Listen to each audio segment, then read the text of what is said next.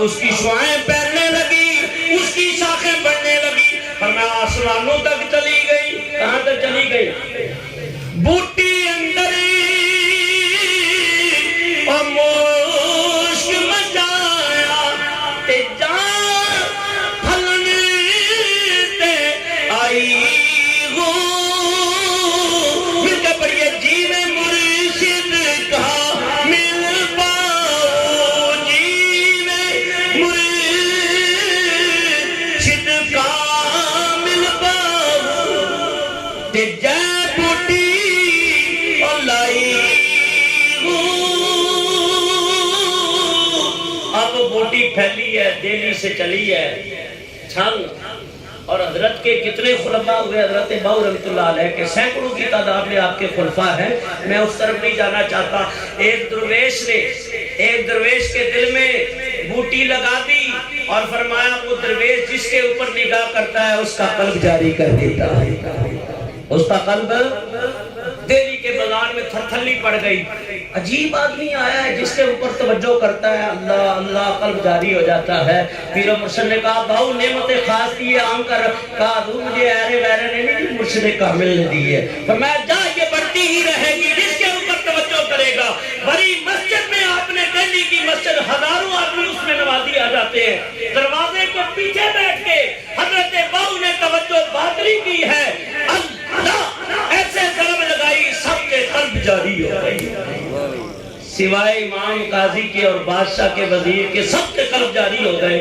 کہا ان کے کیوں نہیں جاری ہوئے؟ کہا بادشاہی دنیا داری زیادہ اس لیے جاری نہیں ہوئے، ٹائم لگے گا، دیر زیادہ سخت ہو گئے ہیں۔ اور پھر عالمگیر اورنگزیب عالمگیر حضرت بہو کی بارگاہ میں حاضر ہوا، آپ نے اس کے لیے ایک رسالہ بھی لکھا، توجہ کی، کہا بادشاہ میرے دروازے پہ کبھی نہیں آنا، نہ تیری اولاد میرے دروازے پہ آئے، میں نہیں چاہتا میری اولاد فتنے میں پڑ جائے دنیا کے، تو جہاں بھی مجھے یاد کر دیا کرے گا میں وہاں تیرے روحانی خواب میں آ جایا کرے گا۔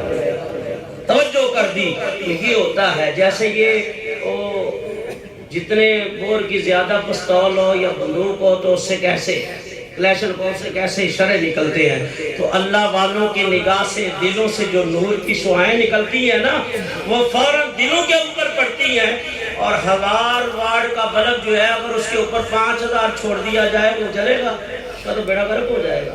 اور فرمایا اللہ والوں کے دل پھر بہت بڑے ہوتے ہیں، جہاں توجہ کرتے ہیں فرمایا بیڑا پار کرتے ہیں، پھر ہزاروں نہیں پھر سینکڑوں نہیں، فرمایا ایک نگاہ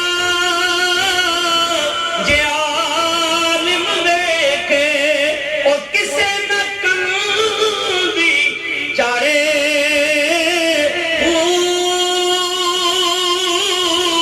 اور ایک نگاہ جے عارف دیکھے کہ لکھ ہزار میں تارے،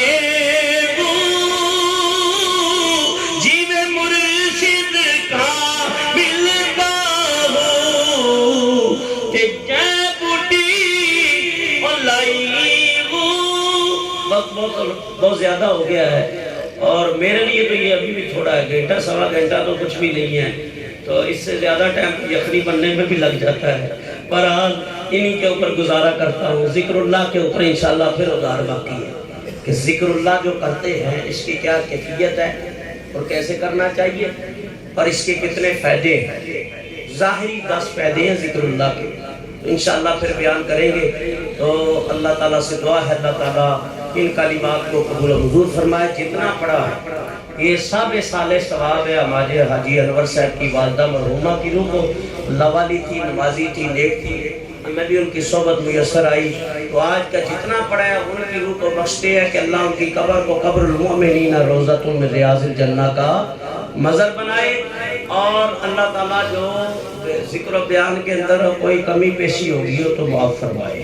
بتقاضۂ بشری الانسان مرکب من الخطا والنسیان، اور اللہ تعالیٰ ہمیں اپنے نیک بندوں کے دامن سے اسی طرح ہمیشہ متصل اور وابستہ رکھے۔ واللہ الہادی والمعین وما علینا الا البلاغ المبین۔